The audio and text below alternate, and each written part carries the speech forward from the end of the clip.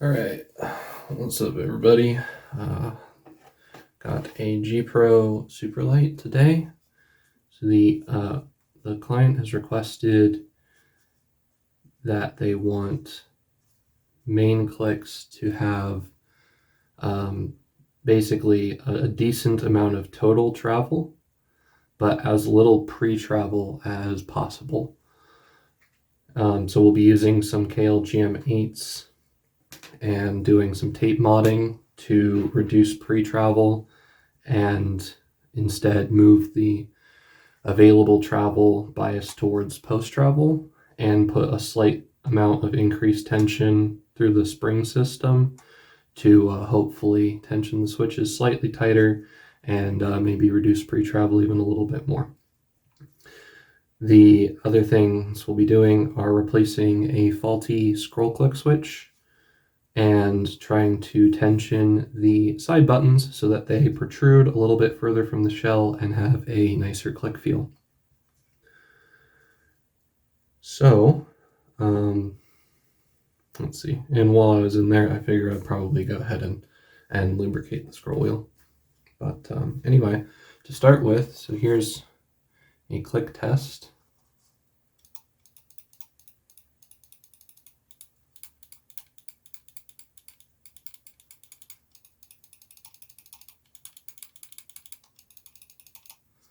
And this left mouse button especially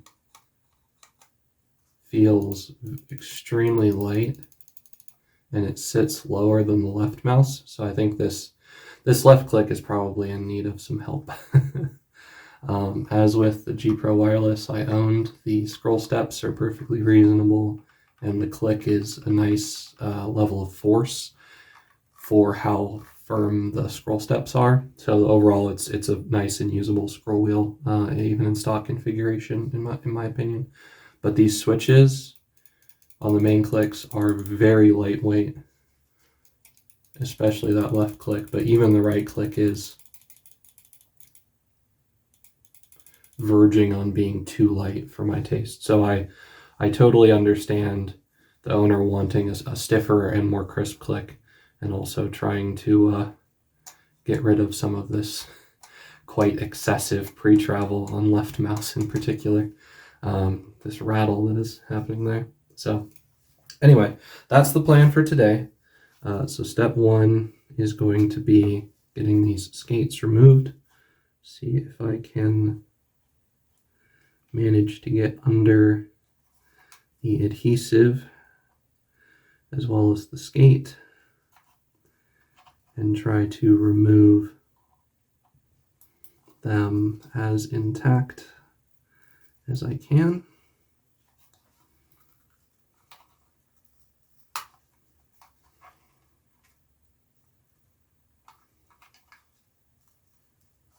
Let me see. Yeah, okay. Looks like I got under the skates, which is good.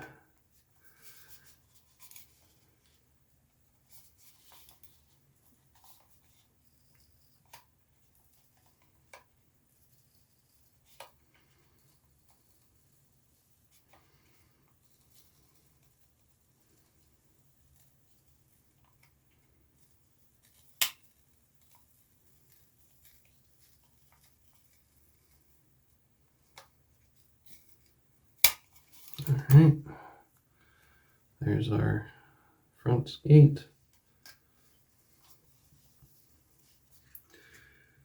And then where's the notch for the rears? I think it's right there.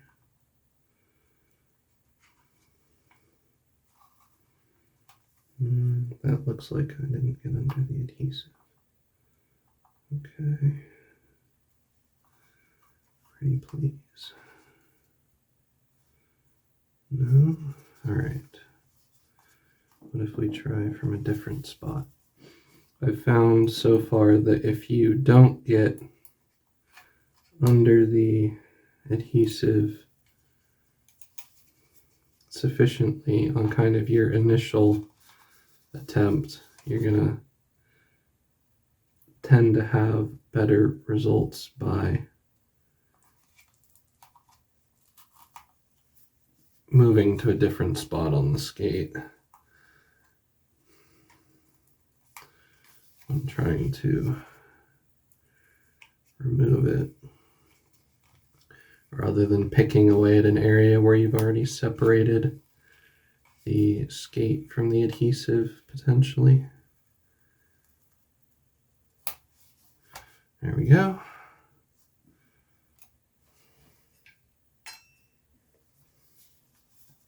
So that exposes all of the screws that we need to open it up.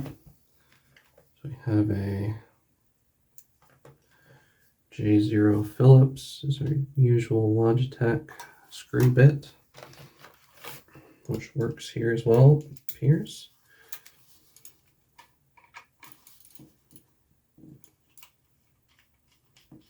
Man, those main clicks are sensitive. So we got 6 in total.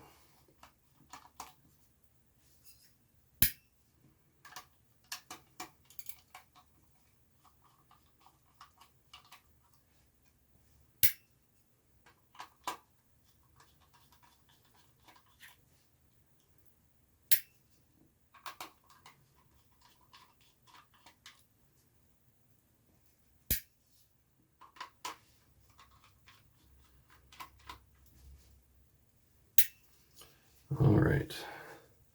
Now, the teardown video I watched said, yep, don't have to use much force. Fascinating. If you see this screw, or this little spring that I found, but that looks like it might be part of a spring tensioning system. We shall see.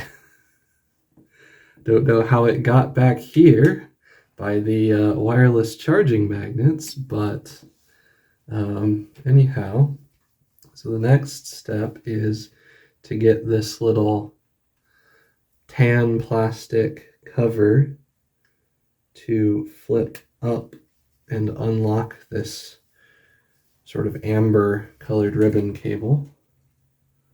See if the old fingernail will do the trick here.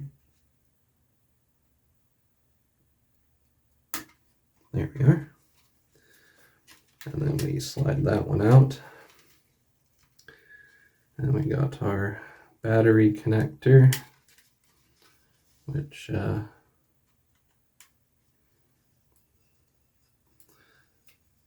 Scaldi in the teardown video said he found it easier to just pry the battery loose from the top than pull this connector out. And it does seem to be fitting in quite snugly. So I'm going to take his advice to pop this battery loose. But because I'm overly suspicious about reusing double-sided tape that's already been separated once before, I'll just go ahead and replace it with some fresh 3M VHB double-sided tape, same one that I use when I relocate the battery on my G703 mods. So first step would be to remove this old material, and oftentimes I learned from my dad, who works with a lot of double-sided tape stuff when he does things with the robotics club at a high school that he volunteers with, says oftentimes the best tool for peeling up this double-sided tape is literally just your thumb like this. You just push it and it will roll up without tearing itself into little pieces. And it takes all of the adhesive with it, and you don't get any residue left underneath it. The only thing is because you're basically pulling the skin of your thumb away from the fingernail, it gets painful after a while.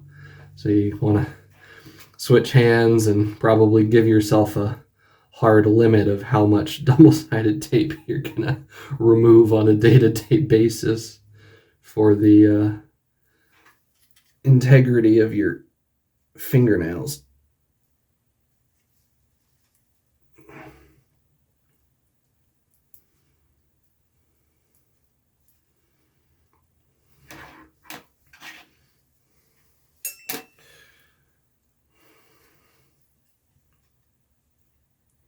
Just a little bit down there. We have to make sure it doesn't get left behind.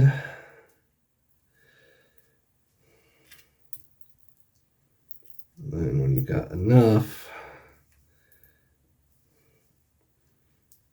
you can try to peel it off, but as you see, a little bit of it's trying to split and stay behind down here. The height difference from up here to down there makes it hard to keep rolling it up into one big piece. So I'll see if I can't manage to get this back edge of it moving that way. That'll do the trick. Yep, there we go. Now it's all rolled up into a second little ball. Okay. So there's all the old double-sided tape. And we'll go ahead and replace that when we're putting the mouse back together once I'm satisfied all the clicks are feeling good. So there's your bottom half of a Superlight, and we'll just go ahead and put that to the side because we aren't planning to do anything else with that today. And then the next thing the teardown video was saying was we got 7 screws on the bottom of the endoskeleton here. But I'm getting ahead of myself. I forgot. First step was to pull out the main buttons. These are, well, it's sort of a chicken and egg thing. Not really, but I doubt Logitech was the first ones to use this type of trigger mounting. But the G Pro wireless probably became the most seen, talked about, modified mouse that uses this type of structure where in order to take apart the upper part of the mouse, the first thing you have to do is remove the buttons from the shell. Turns out, you know, for all the guys that like doing the videos comparing different switches to each other and stuff, this is actually pretty nice because you just, you know, put this whole endoskeleton in there. And then, oh yeah, this switch has seen better days. Let me tell you. All right. Yep, that definitely needs replacing. Cool. But anyway, but I'm most familiar with this type of shell design because the Vaxi mice are similar to this. So that's where I'm used to this way of putting them together. But it is probably reasonable to go out on a limb and guess that the G Pro wasn't the first one to do this.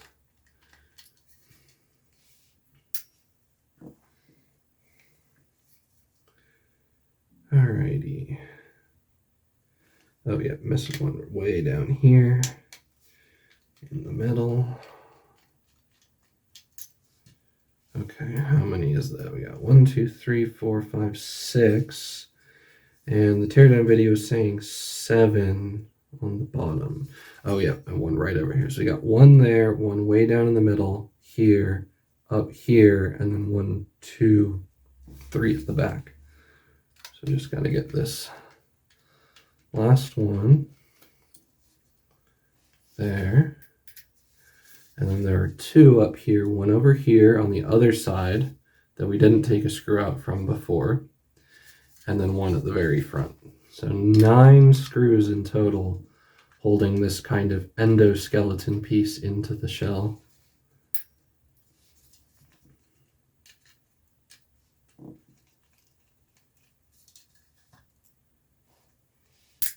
That one is a different looking screw. It's shorter and wider than the other 8, so got to keep that one separate. So I remembered to put him in up there. All right, and now he was saying basically just kind of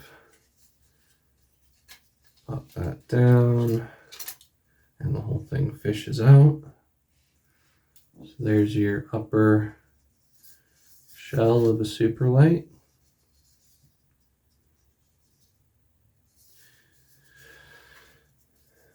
Set that to the side. And then from here, if I'm remembering correctly, it was take out these 2, which are also this shorter and wider screw type, same as the front one. Holding this to the other part of the shell. There's your buttons. See, they're mounted pretty far down. So these crossbars here are where it actually pushes on the switch itself, compared to where you push with your thumb. Because these are mounted further down, that means you have more leverage to push on these switches, so they'll feel less stiff than they actually are. If they were mounted higher up, you know, right behind here, they would feel stiffer. In case anybody cares. Okay, so now there's this ribbon cable back here which needs to get freed before we try to disassemble this bit, and apparently that is done by pushing these tabs outward like that, so the cable's not locked into place. And then there are 4 more screws holding the PCB onto the shell.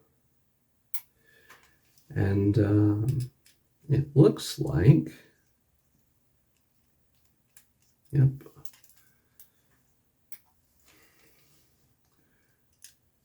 both of the spring tensioning systems for the left and right clicks are currently intact, which means that one spring that we found in the other part of the mouse was actually the bit, I believe, that's used to press down on this scroll wheel to keep it pushed against the scroll click switch.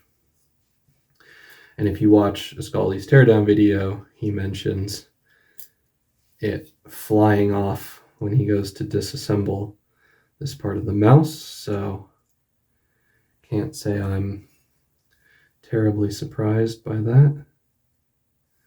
There is a lot of sort of various discolored areas on this shell, which I think are primarily, as you can see, primarily just collection of dust and stuff from lots of use. So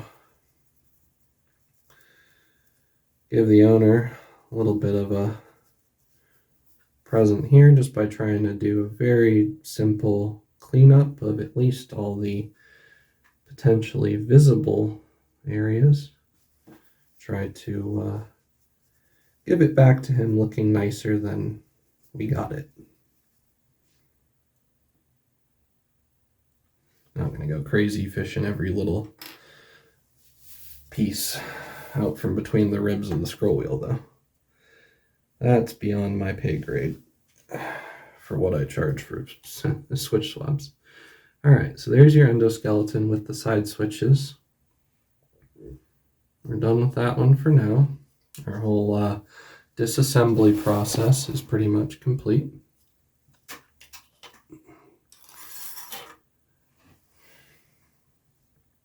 So let's talk about plans for the switches in this mouse. Basically, my thought process to start with is that to minimize the amount of pre-travel while adding post-travel, I would want to do the opposite of my normal approach. So if you guys can see back here, this is the up travel limiter. There's a little pocket here, and there's a component from the endoskeleton that fits inside that. It's this guy right here, and you can see the little metal spring that's pushing out of the bottom of it. So when this trigger fits over there, then what you get is that it limits how far upward this switch can lift. Or sorry, not switch, the button. Try to keep those terms separate. Anyway, and so normally when I'm tensioning switches, here we go. Got it on the wrong side. There. And it slips in like that. And then you can actually see right in there where that little white plastic piece is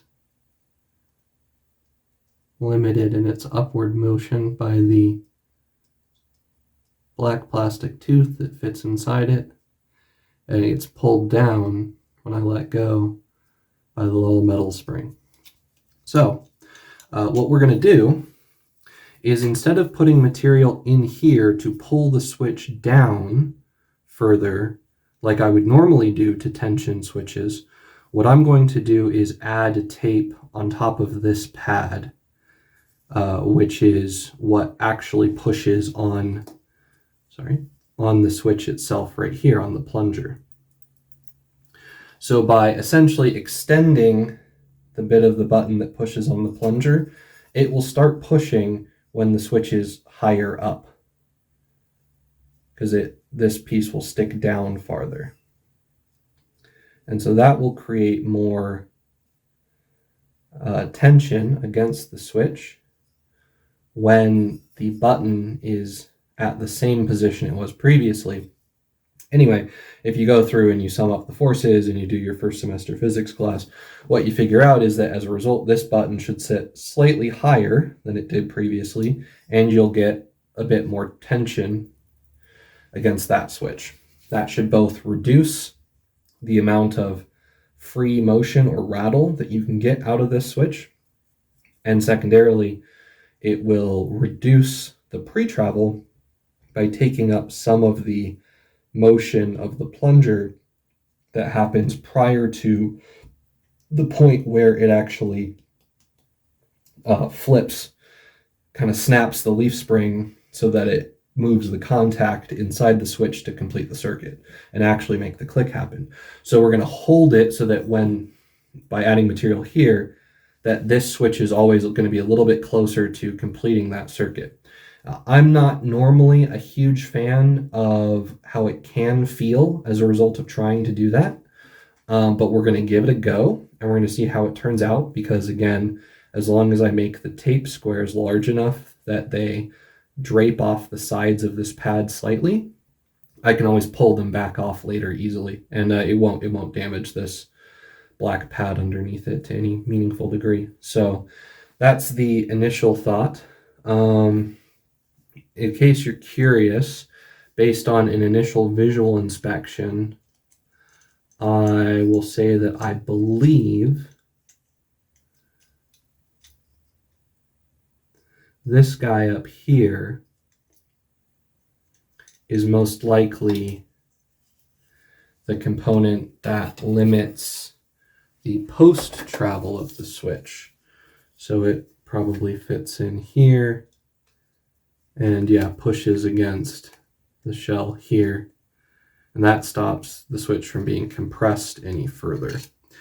I don't see a good way of removing some material here to allow more post travel. So this is why I'm thinking that the idea of essentially lifting the switch slightly higher in terms of its resting height will be a better way of taking total travel and shifting more of the travel away from pre-travel and towards post-travel, which gives the owner more of that minimal pre-travel with moderate to long post-travel and a very sharp click that they were asking me for. Anyway, all of that aside, now we get on to the soldering part. So we've got replacement 5.5 millimeter tall Kailh switches to replace the scroll click. Got those from mouseclub.co, where they were just a bit under $1 each, and then shipping was a couple bucks on top of that, $3.50 or something like that.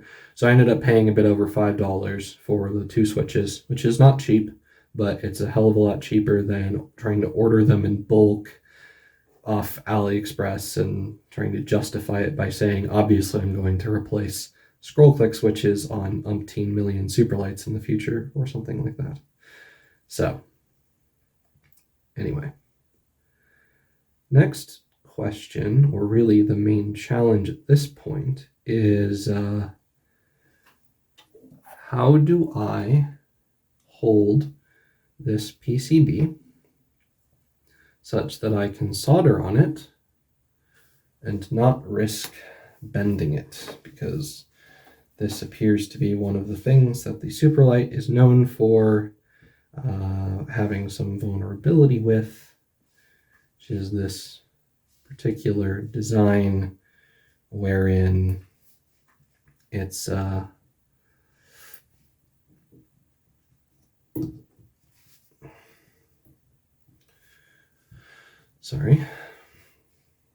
wherein this circuit board is very thin and bendy.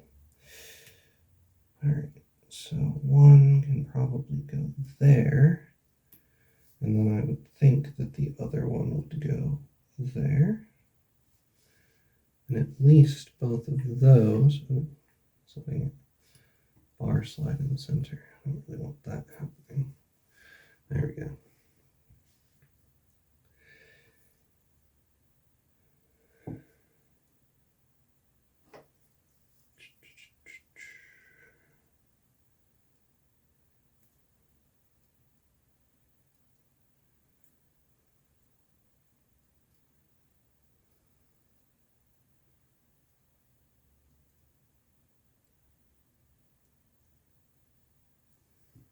Okay, that should be workable. And I've got enough access to it out here for my tweezers, and enough access back here for my soldering iron.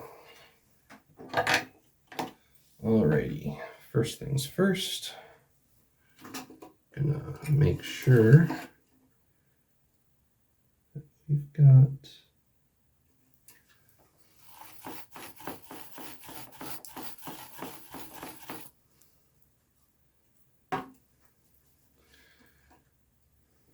come on. There we go. More on there. And then we will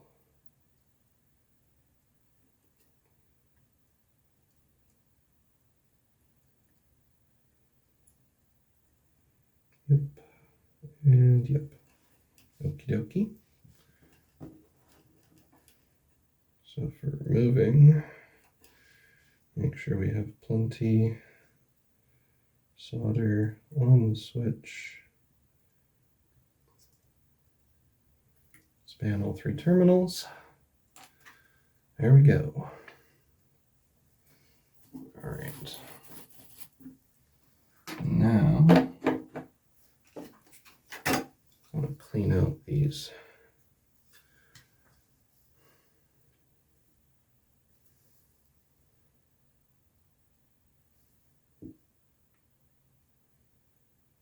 holes. So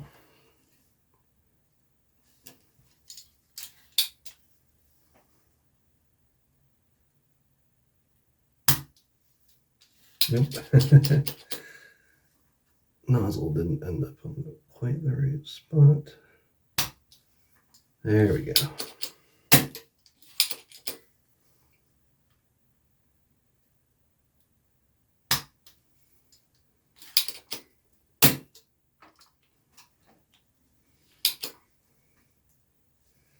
Okie dokie.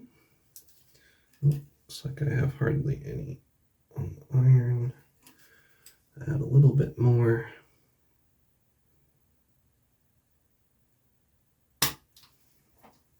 There we go. All right, cool. And of course, I'm immediately going to decide I'm unhappy with the mess that I made and had full control over.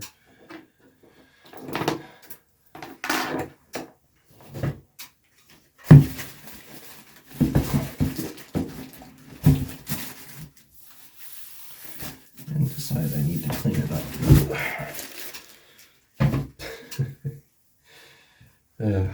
Oh, that's what makes us human, right? Okay, so that is one D2FC F7N G1 branded Omron switch removed and the solder pads cleaned up. Now we get to decide which GM8s we're putting in here. So the, again, generally speaking, the description was minimal pre-travel, very crisp click, and that, in my brain, corresponds with a couple things. First thing is stiffer than average switches, probably. So I grabbed 64s and 65. That's 64 and 65 grams force on my scale, which, as far as I can tell, is 5 to 6 grams lower than what, for example, Turbo Bitbox's scale reads. So I think that's probably a consequence of my particular testing method, which is suboptimal, but it does give consistent readings in terms of relative stiffness. So I just have to add 5 or 6 grams force to everything I see on my scale. So anyway, these are probably 69, 70, or 71 grams force GM8s. And I'm trying to go through by hand and detect which ones are the most aggressively crisp and tactile. Okay, that one is obviously less so than the others. That one's out of contention.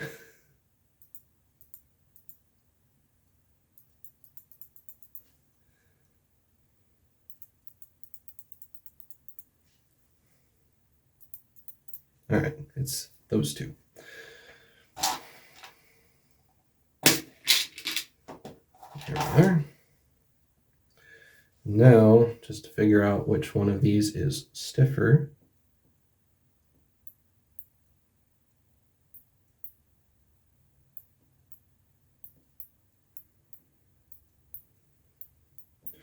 so this one's softer, so this will be our right click.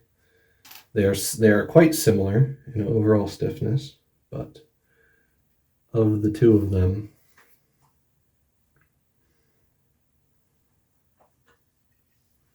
that is the softer one. So we shall try to get set up for the little three-handed shuffle that goes on when I'm installing a new switch. There we are. Okay. Now, Yep, that is nice and flush against the circuit board. So we'll go ahead and ensure that the front pin is not as cattywampus as it could be, which is how it was just then. So that's fixed. Okay. And the rear. There we are.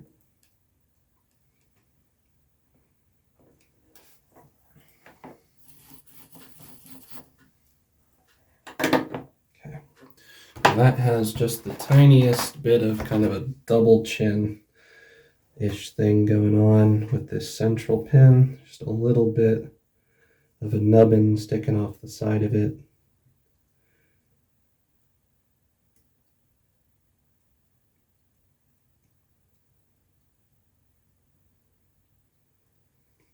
Has virtually nothing to do with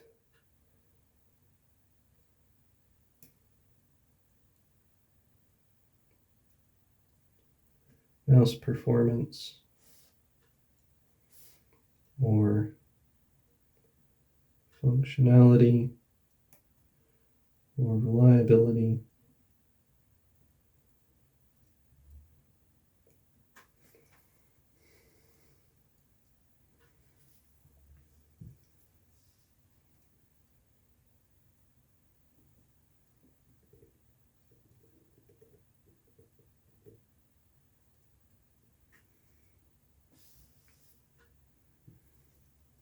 Anyway, we'll call that good, because why not? So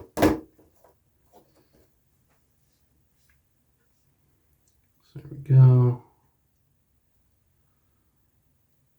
On Kailh GM8 for left click.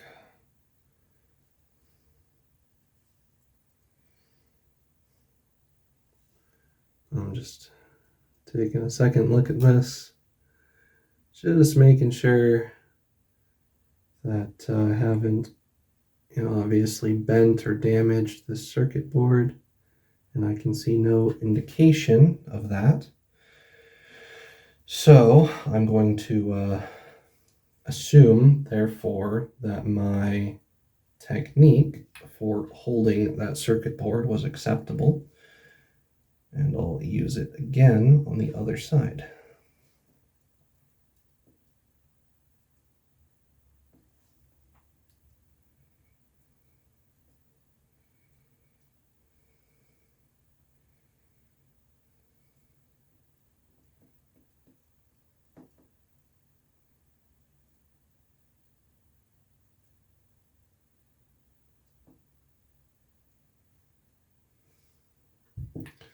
Oakley dokley.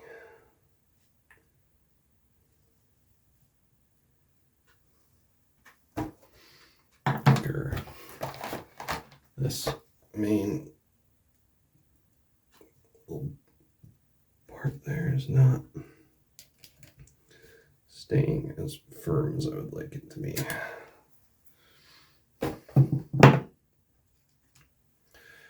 Okay.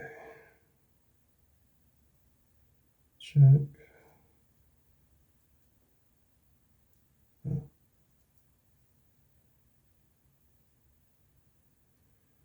Yeah, cool. All right. That's about as good as I'm going to be able to get that. So on to actually trying to remove the old switch. Oh, come on. There we go. Now that I've fiddled around with the mounting as I can. There we go. All right. We shall need some significant amount of solder to help me span the terminals while attempting to remove the switch. There we are. And then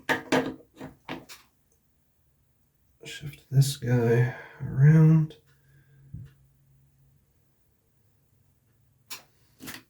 So we can clean them up. Oops.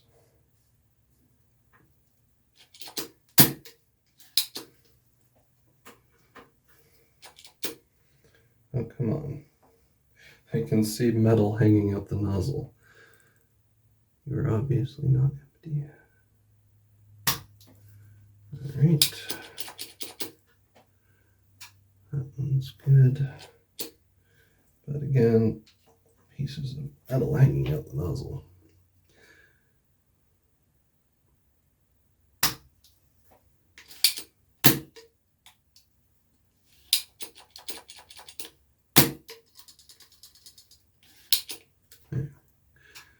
Okay.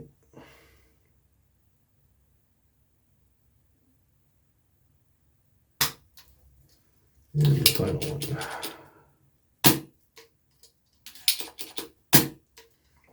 Alrighty.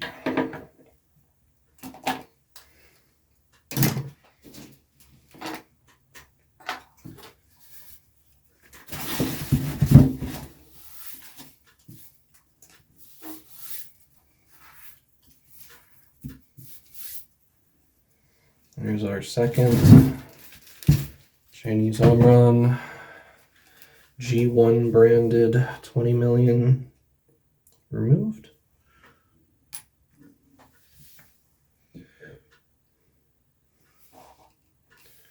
And now we go about mounting on the Kailh GM8 for a replacement. All right. Yep. Plunger towards the front. Okay.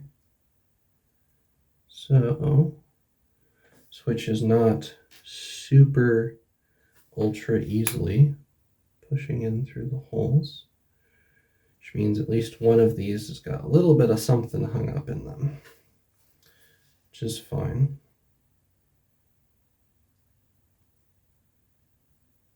Really not that abnormal at all. So just had a little bit of something left behind in one of them. So we'll redo the middle. And then we'll redo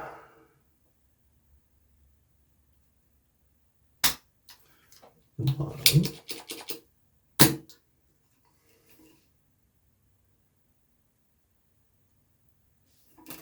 And then we'll redo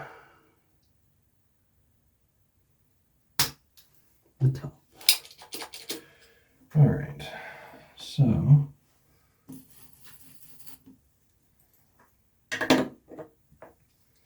having done that, how does our switch fit? There we go. Yep. Just get a little bit of solder left behind in one of the holes and it'll get hung up like that. Takes a little bit of extra time, but things go so much smoother if you just slow down, take a deep breath, and redo the cleaning process on the solder pads rather than getting frustrated and trying to just make it work. So, ooh.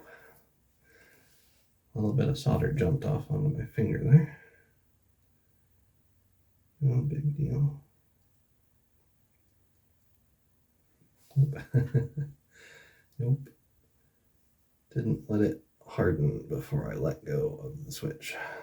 Okay. Come back.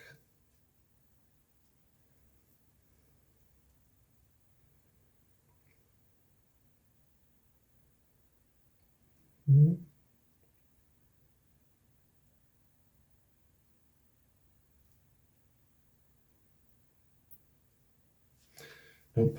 Alrighty. Same thing. Bummer, but rather than getting frustrated about it, much more sensible. Just clean it up. And do it again from the start.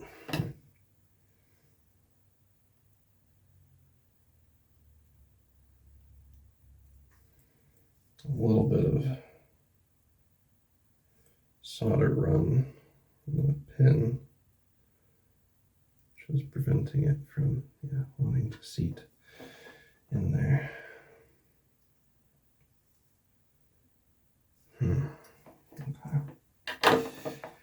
And unfortunately, even though I didn't think I put excessive heat into it, I don't know if you can see here, there's just a little bit of deformation in the shell right at the base here.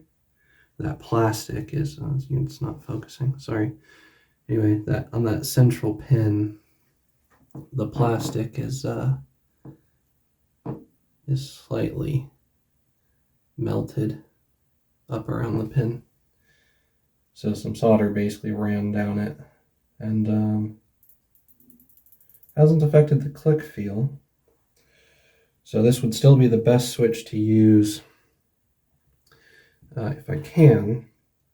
It just becomes a question of whether I can get it seated fully flush with the circuit board or not. So we'll give this one more try. See if when I apply some fresh solder here, it melts the solder that's currently on the pin and lets it seat fully. No, I'm still feeling it rock around, I think. Yep, okay, bummer. Bummer. Dang. All right.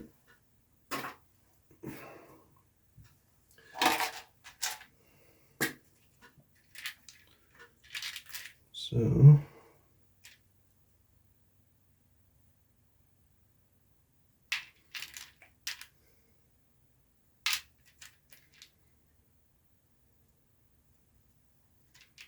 there, and no, there, okay.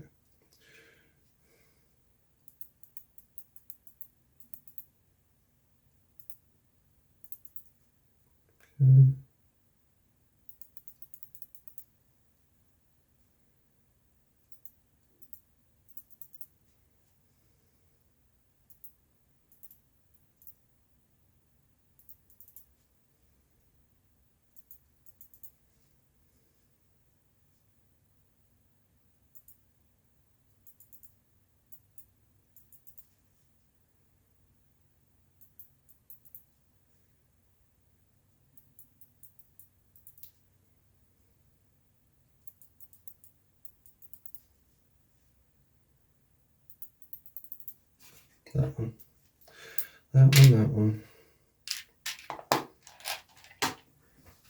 All right.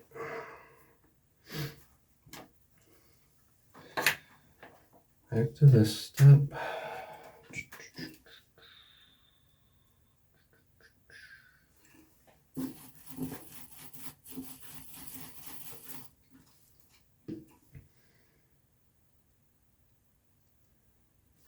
Tiny amount of solder. Clean that one out.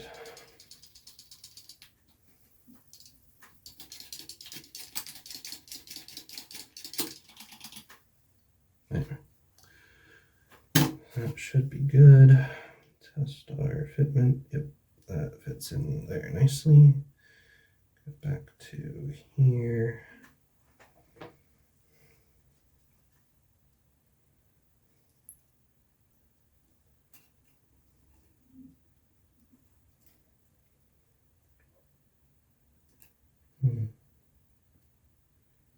Still feeling a wobble. Is there? Oh, yes. Okay. So potentially, have to eat a bit of crow and say this other GM8 might still be good.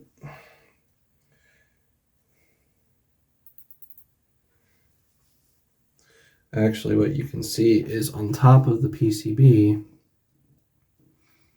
there's a little bit of material around that center pin that is not letting the switch sit flush against it like it should. So what we're going to do is we're going to try and clean that up using some desoldering wick. So we'll get some fresh solder there, and we will use that to heat up this copper braid against the material underneath it, and that will usually help to pull off any solder that has been left behind there. It looks like it did. So now, if we remount this switch, do you sit flush? No, you don't. If we reseat this switch, do you sit flush? Yes, you do. Okay. So this one is still, would need some very careful attention with a file or something to rescue it. But this switch will now sit properly in there. Okay. Now we can go back to installing it.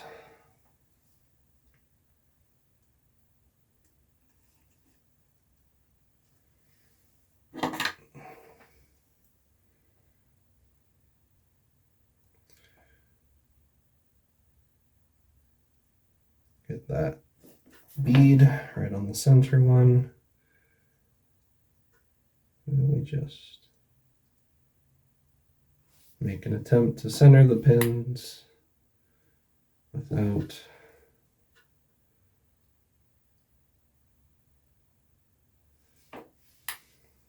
allowing it to sit crooked. Yep, there we go. Okay. And then we get our beads on the other two pins.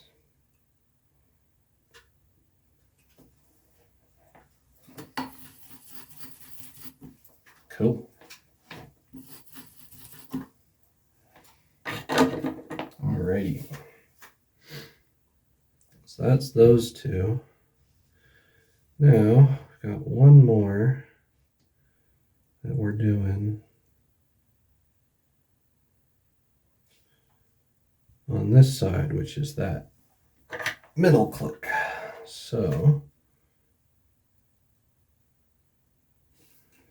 there. Actually, yeah, before I go too far with that, I gotta make sure we have the right mounting. I was thinking this would work, but it won't. Not really. Not for what I usually do, anyway. And the reason I'm saying that is I don't have a good angle to grab this switch to lift it out when I mounted it in that direction on these clips. So instead, try and do that, and then see if I can't get some tweezers or something on here. These pliers would be better if they'll work, though. Yep. Something like that.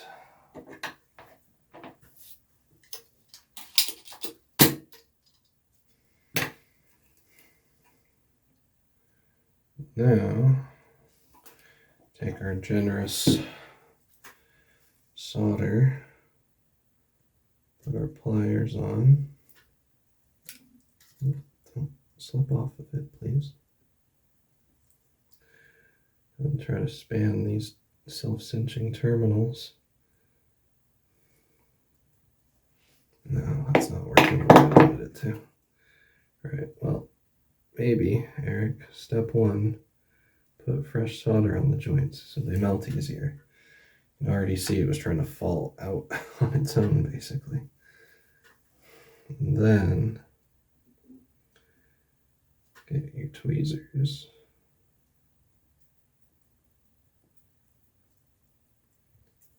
And try to work the thing loose. And instead, invariably figure out that it won't actually come out that nicely with just those tweezers because they don't grip anything.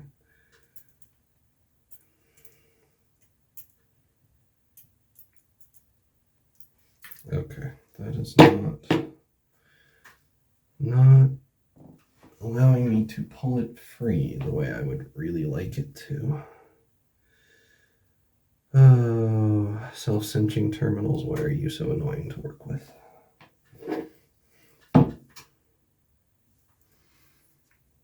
Alright, come on.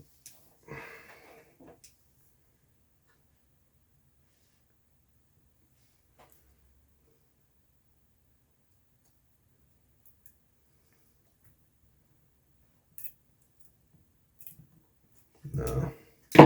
Okay.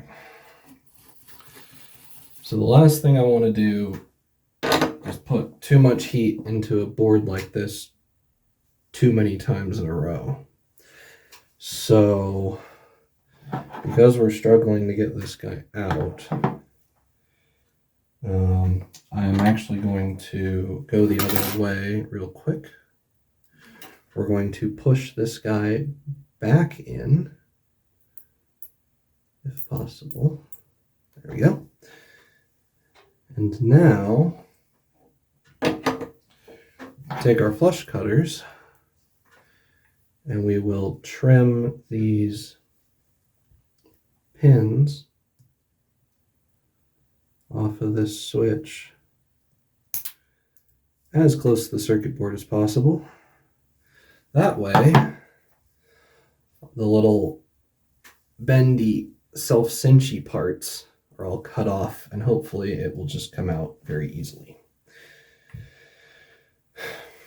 That would have been a better approach to start with, honestly, but apparently my brain didn't want to work that well until just now. So,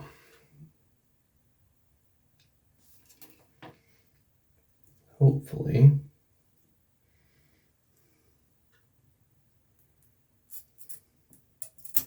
yeah, there we go. Much better. Much, much better.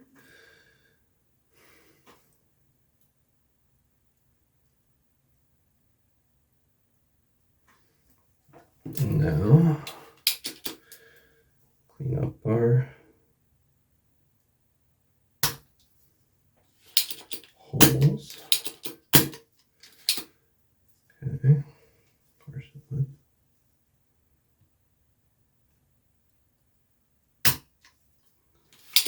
There we go. And now, grab our replacement 5.5 mil switch.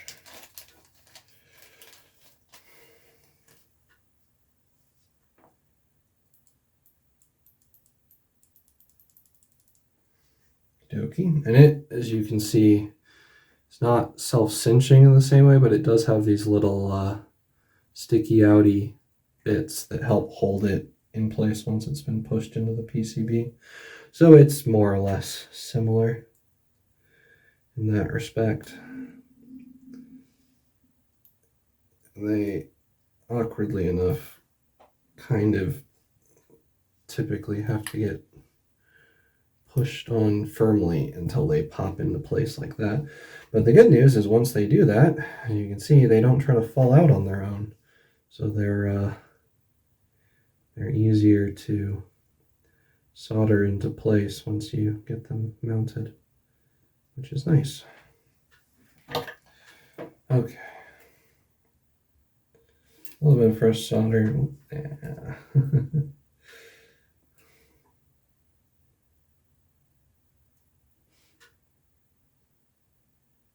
There and there.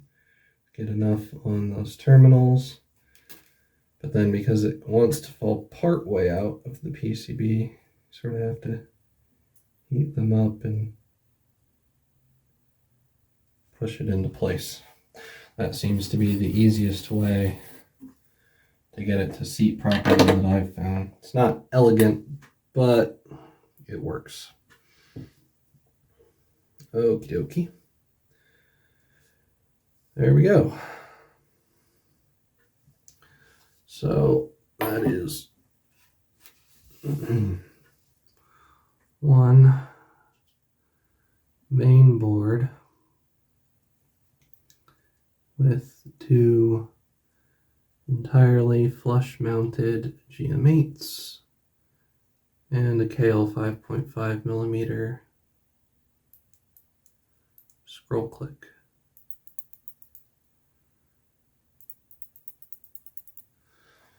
So there we are. Rightio. On to the button tensioning. Oops, sorry about that. Take a drink of my fizzy beverage. Okay.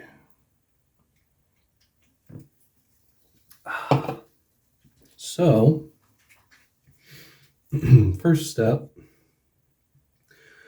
assumably, would be PCB back on the endoskeleton in the correct manner, which probably starts with ensuring that this little ribbon cable is being taken care of properly. So I've got the contacts fished all the way inside, and now I just need to see if I can't lock these little tan toothies. Yeah, like that. That was nowhere near as bad as I was fearing it might be. And then we'll grab our dish O screws.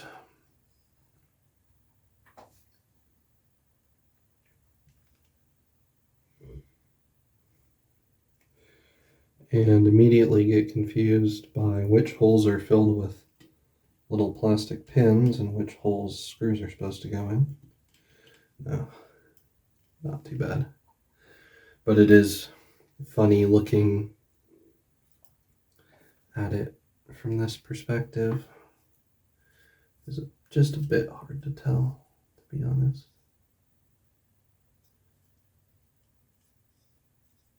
Yeah, it seems to me. Oh, actually, before we go that far, I forgot. First step is put this guy back in, because you can't put him in once this is already screwed onto the endoskeleton.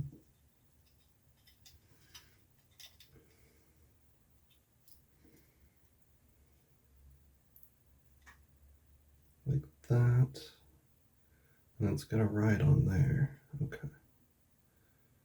So, if I'm going to lube this, I need to do that before it goes back in.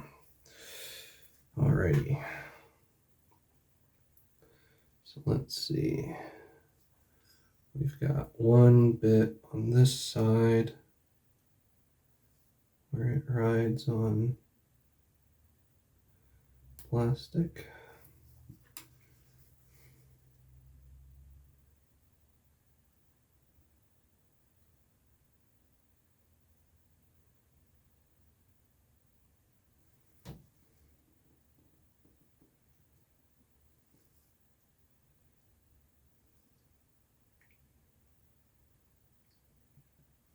Get the side of it too. And we'll do the other side, which looks to be this one.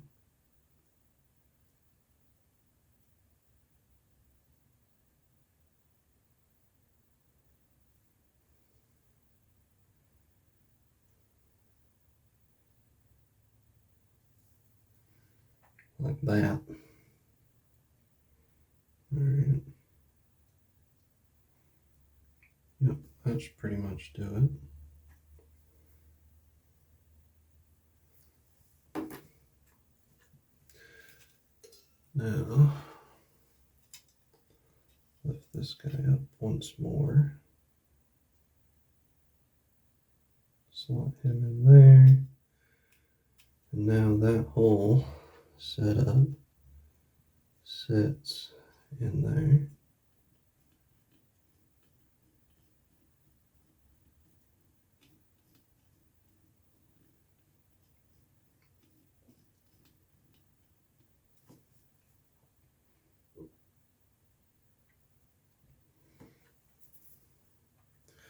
Alrighty.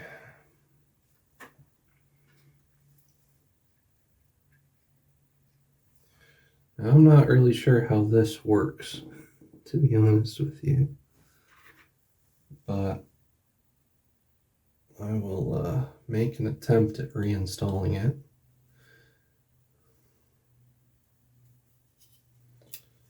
On the assumption that it does something like, whoop, not like that.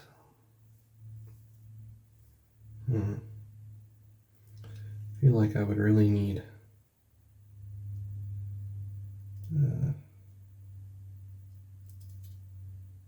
okay. That's much closer to working than I was. Nope.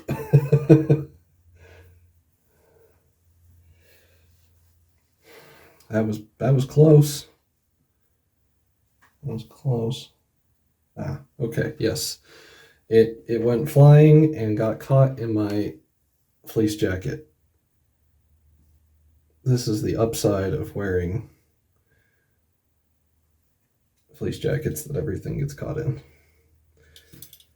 Come on.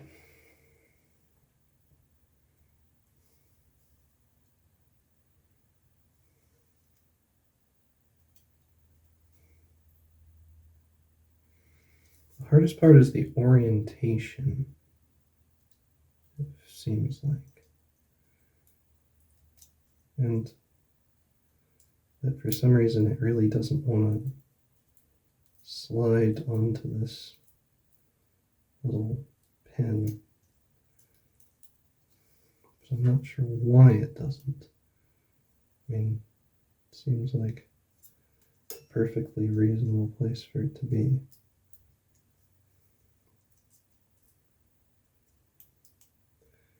And I can't identify any obvious. Oh, yes. Okay, I see it now.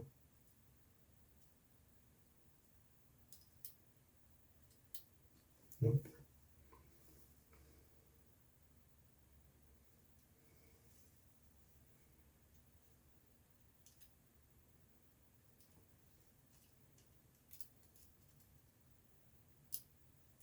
There. Got it.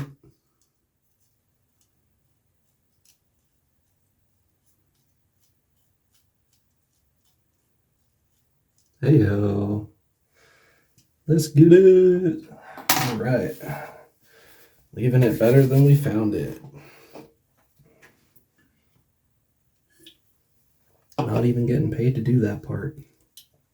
Well, if it had been in the right place to start with, I would have had to take it off when I took the thing apart, so I guess I was. Never mind. I'll shut up now. Oh yeah, it has an exposed gear mechanism, so I can lube the encoder itself a little bit. Little bit, little bit, little bit. And then just work that in. And go back the other way. And go back the other way. Try to move it over on that side. Go back the other way. And again. And again. And go to that side.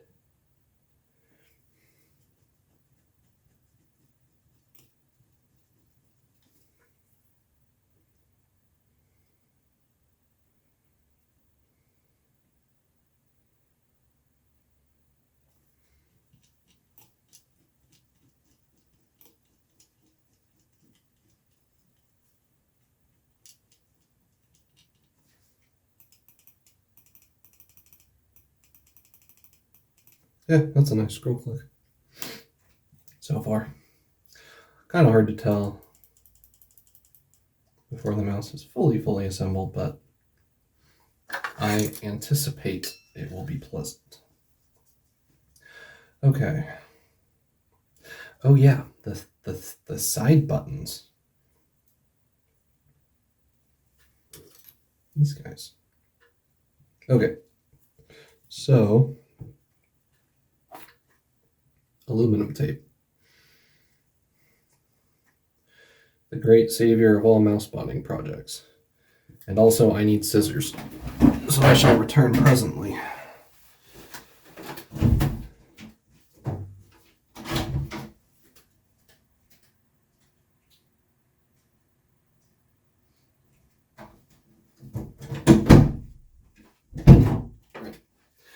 Scissors have been acquired. Okay. Whew. First things first, take off the damaged bit. I ain't putting that on nobody's mouse. All right. Now,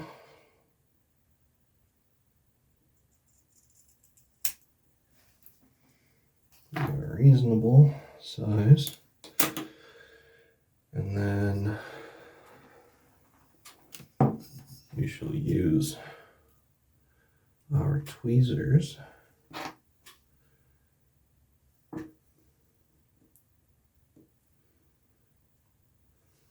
Just get the backing separated off of it slightly. Use the tweezers to hold it, and then peel. There we go. Into the trash can. Straighten it back out, more or less. And we grab the scissors. Yeah, they're not that wide. This should be enough. There we go. One piece of aluminum tape.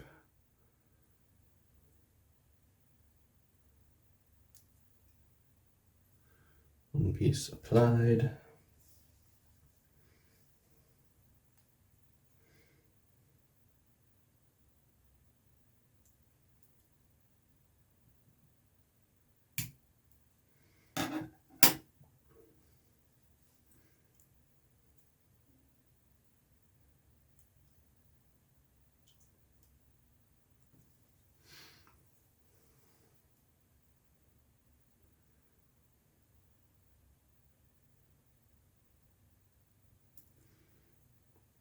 Since I usually,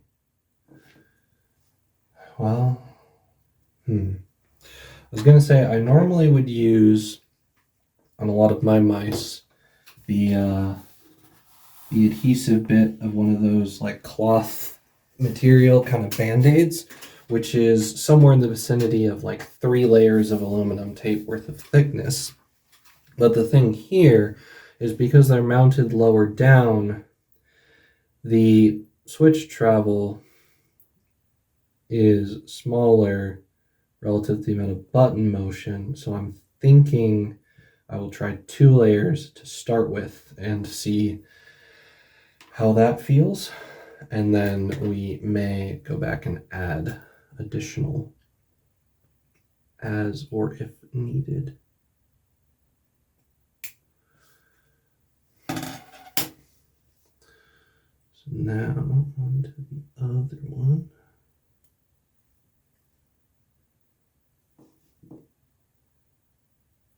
There we are.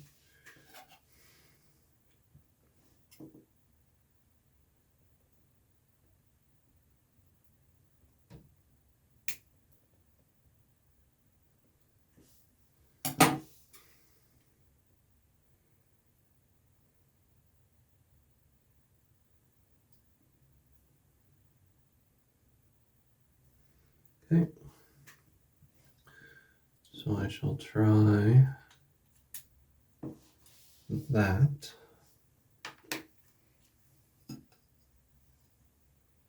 Right, now, reminder to self, these are the short screws with the wider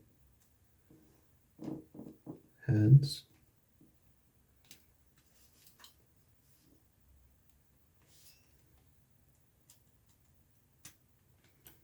They go there, and come on.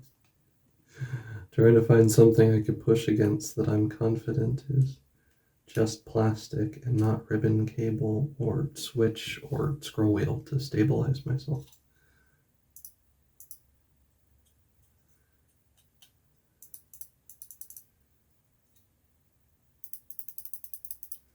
Okay.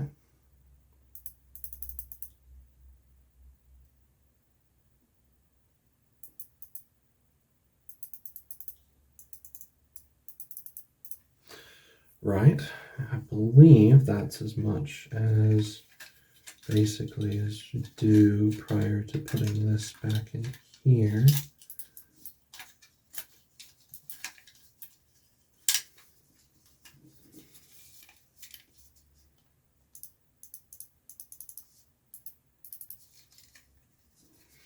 Anyway, and then step 1 is shorter screw with wider head goes there. And then, oh, before I get too down the rabbit hole, we should probably complete mounting the switch PCB to the endoskeleton.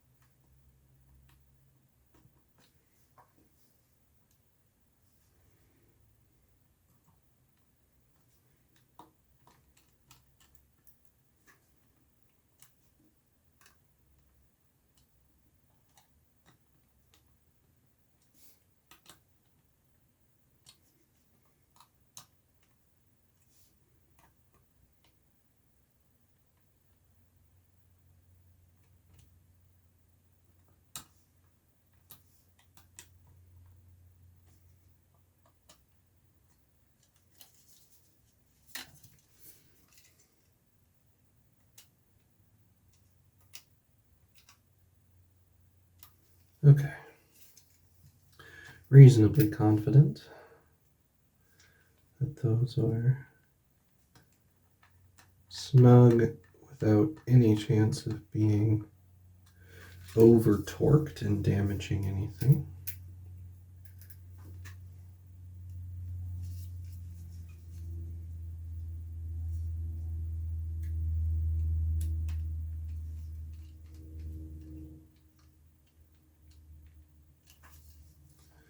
There we go. And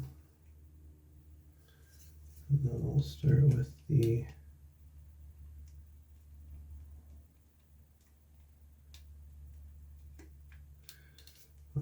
yeah. I want to start with the two that are in the middle, because I think those are probably the most important in terms of ensuring that it's pulled all the way in to where this endoskeleton is actually providing structural value to the rest of the shell around it. And we've got one there, second one on the other side. Okay.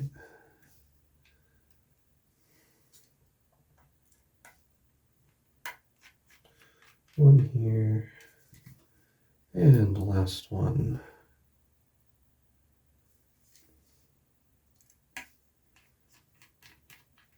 over there.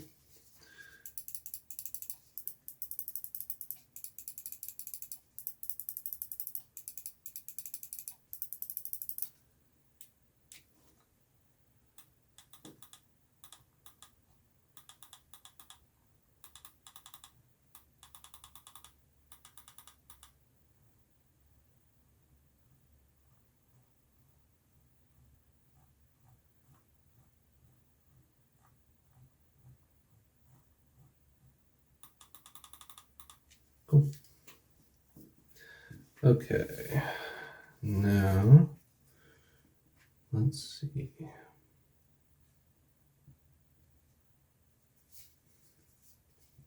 From here,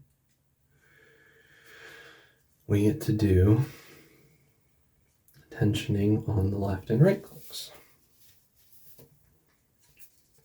for reference,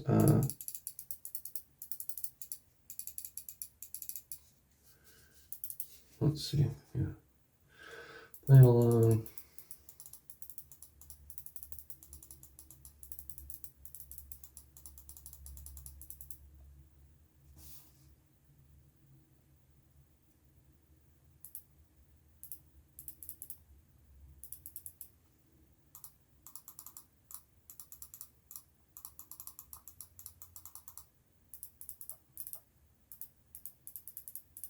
Okay, I'm happy with those side buttons.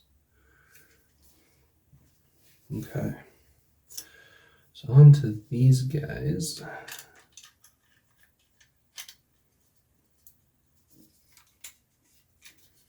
There.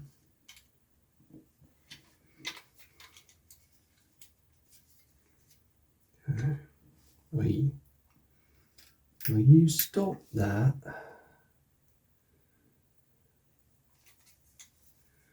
I need you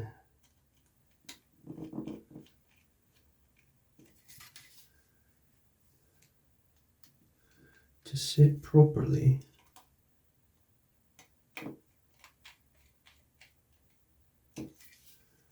All right. So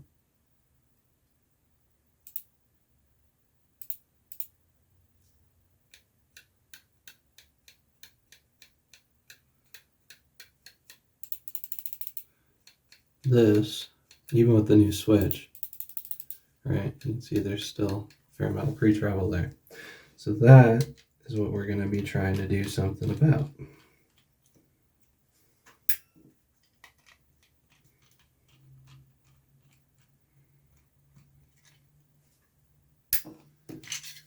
Good. So more aluminum tape, and yeah, that piece is too small for what I want to do. So we'll cut off a new strip here. Should be large enough. Close. I'll make an even bigger one just for fun.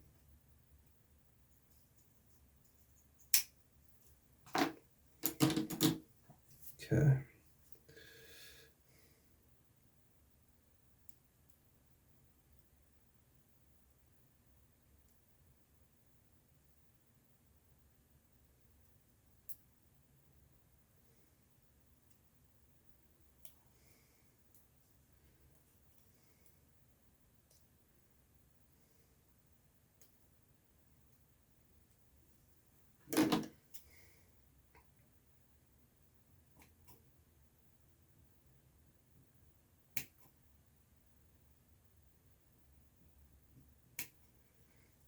There we are.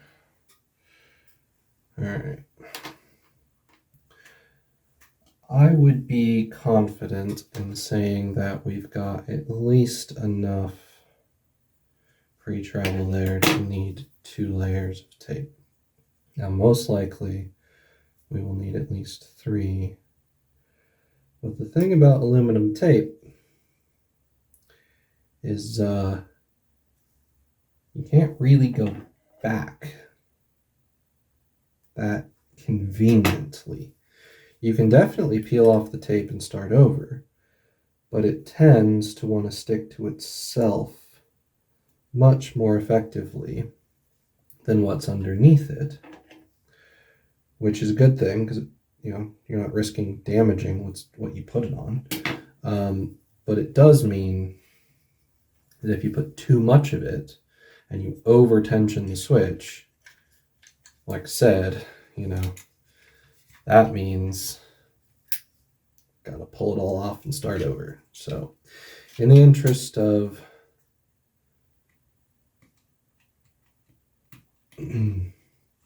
well, saving a little bit of tape and just going a little bit slow and trying to do it right the first time. All right, so you can see there's the tiniest amount of physical rattle which can happen there, but it's so much less than what there was before. And as a consequence, you got a lot more post travel. Because the click happens here, and you can keep pushing the switch past that point. I think we've got enough leeway to go for a third layer of tape. And because the customer said as little as humanly possible, we're gonna make the attempt.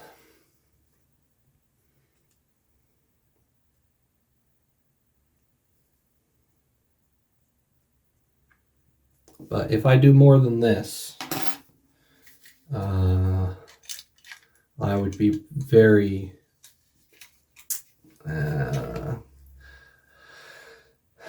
I would not be surprised if a fourth layer of tape immediately demonstrated characteristics of being over tensioned. So I don't think I'm going to do that, but we'll see.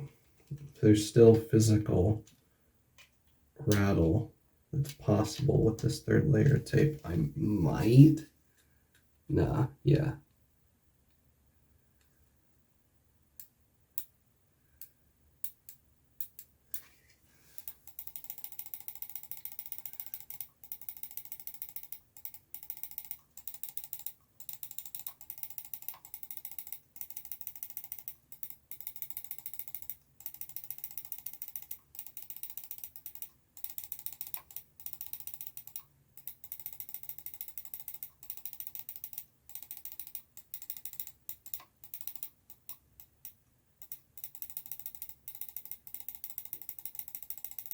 Yeah, that still feels like a healthy and functional click to me.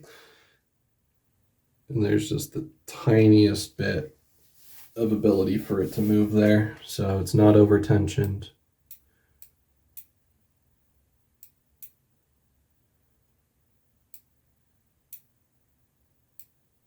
There is still pre-travel. I mean,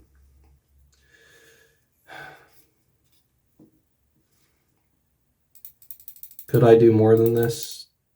Potentially a little bit, but again, to my mind, the trade-off, the drawback, is not worth it.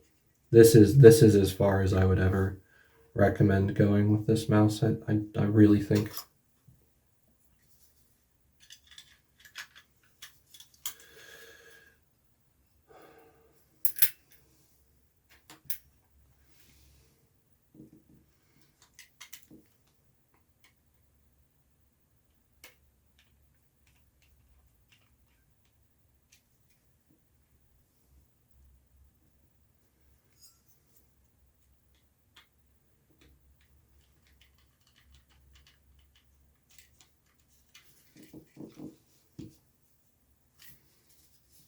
Let's see.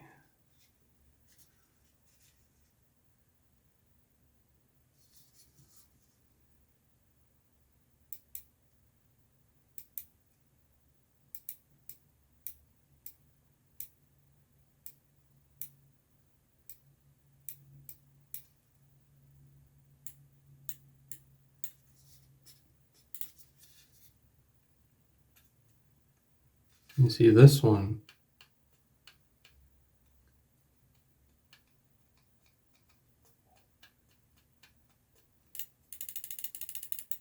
This one's already just as tensioned as this one, so.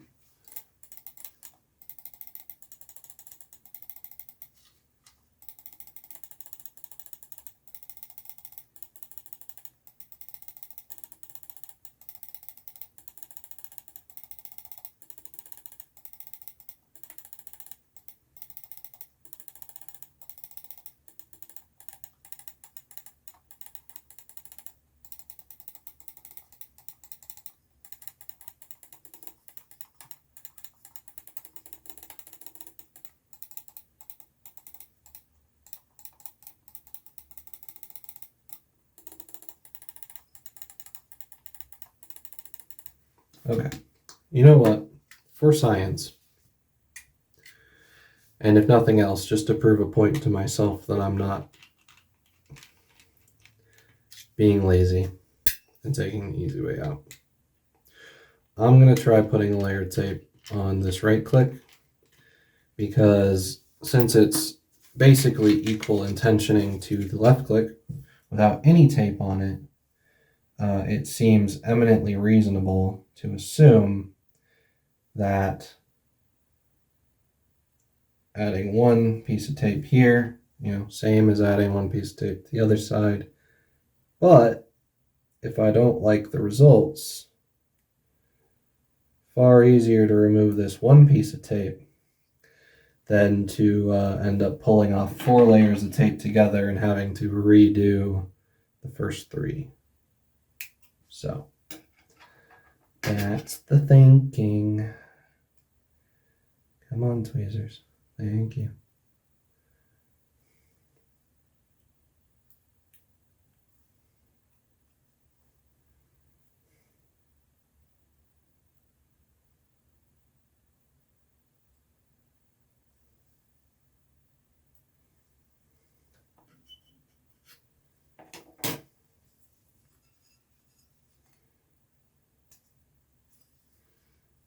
All right, so here's one more layer of tape.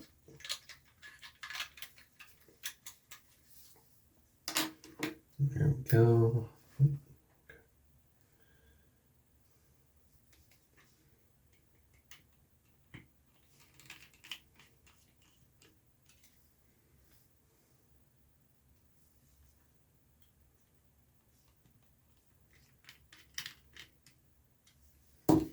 All right, how we doing?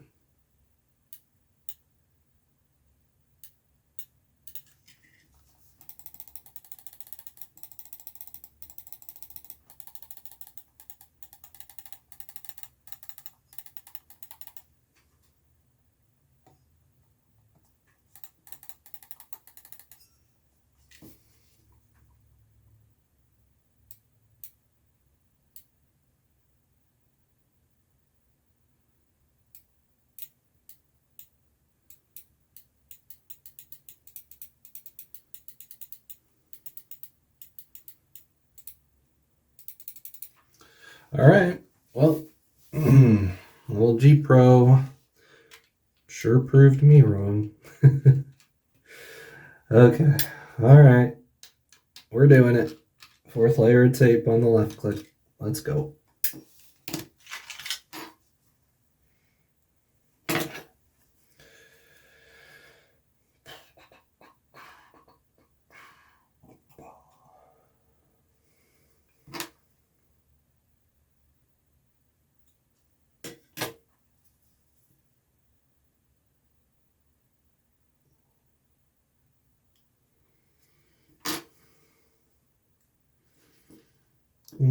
There we go.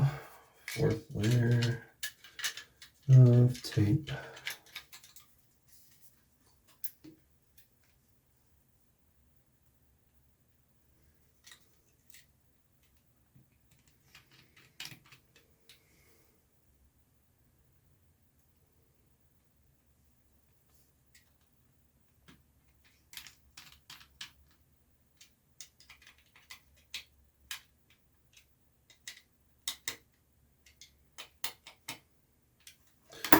Okay.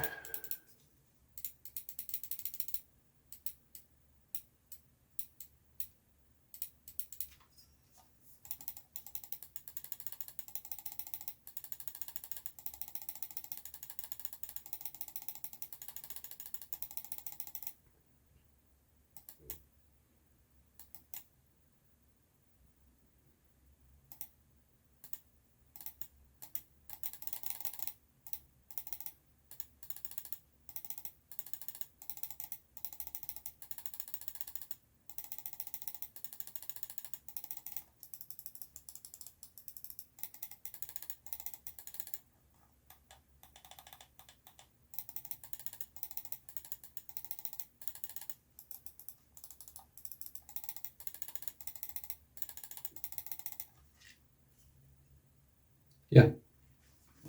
All right. That's good.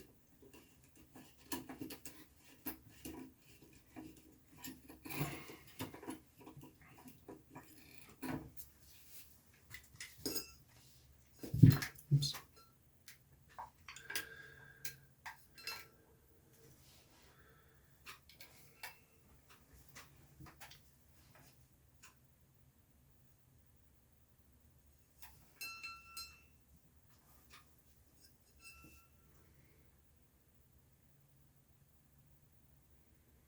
Man.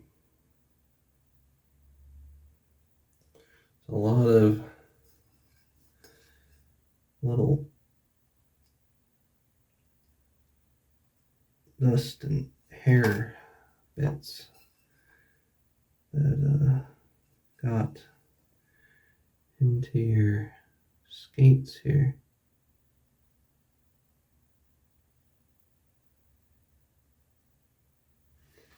Not really sure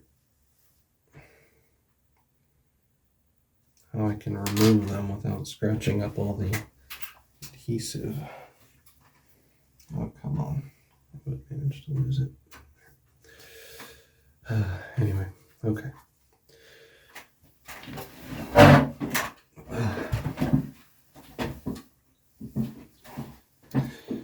Will this do anything in terms of trying to take these hairs away? Stuff. Not really. Not really. No. I'm going to call that no. Okay, well, anyway, it's just the stock skates. Got Tiger Ace, by the way.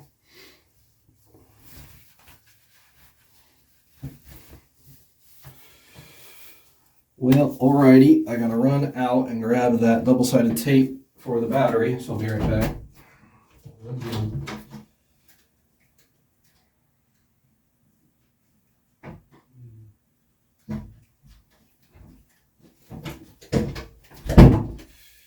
Here we go.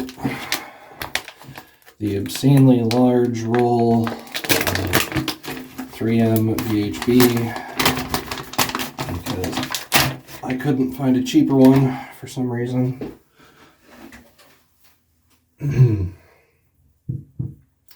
Right.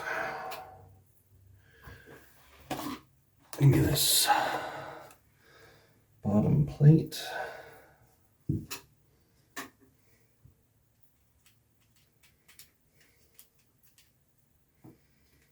There's this here battery. And what we're going to do is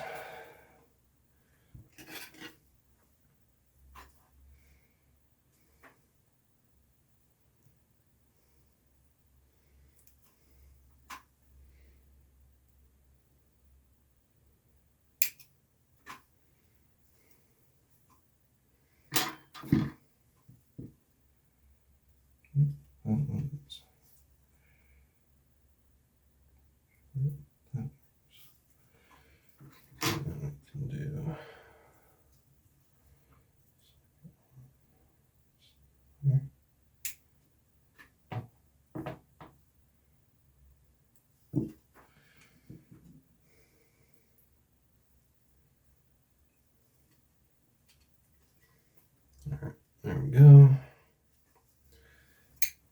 Our tape.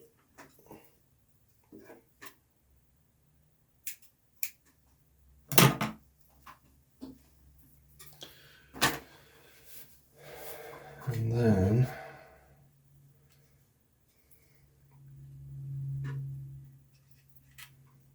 it's going that way, which means you put it in here. I have to go on at like this angle. So push that into place and just hold it there.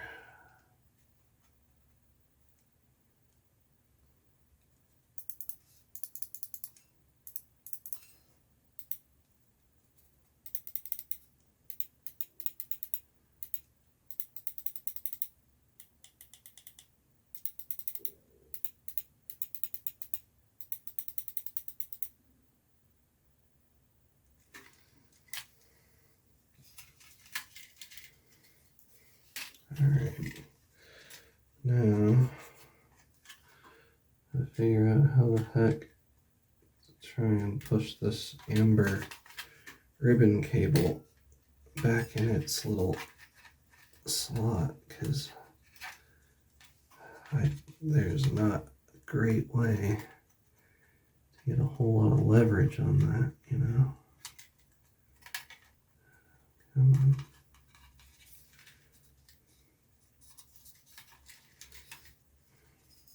Sorry guys, it's like no chance you see what I'm doing here, I bet.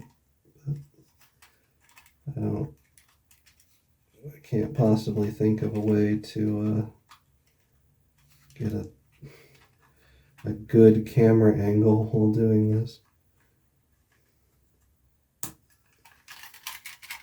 Alright, that looks reasonably well mounted.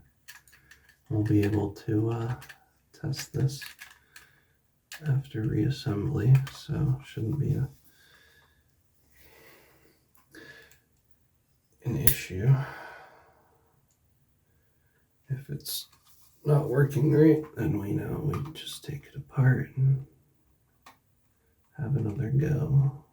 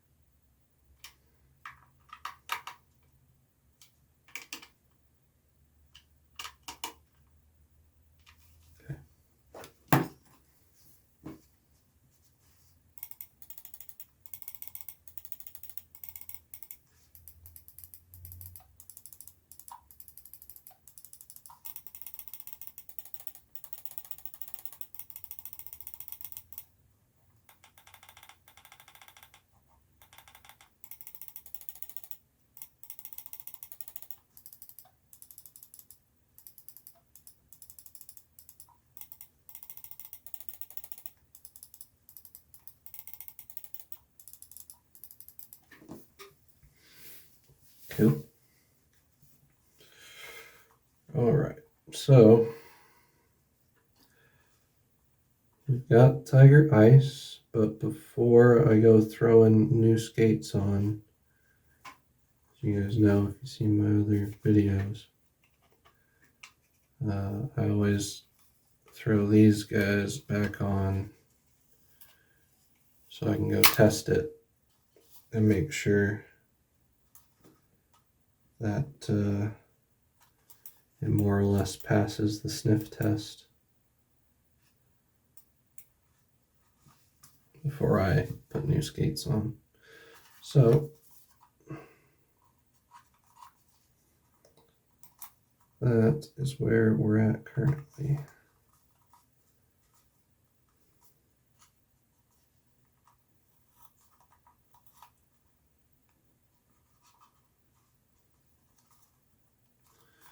There we are, and press down on a flat surface for approximately 30 seconds.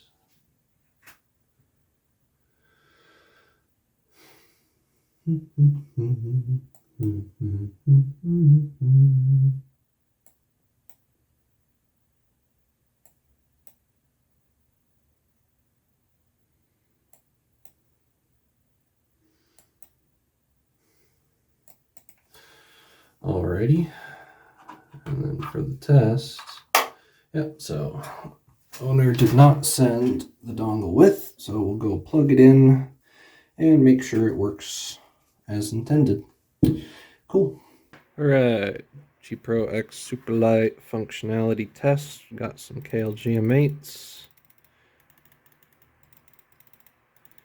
We got a Kailh 5.5 millimeter scroll click, and we got button tensioning work on the thumbs and the mains.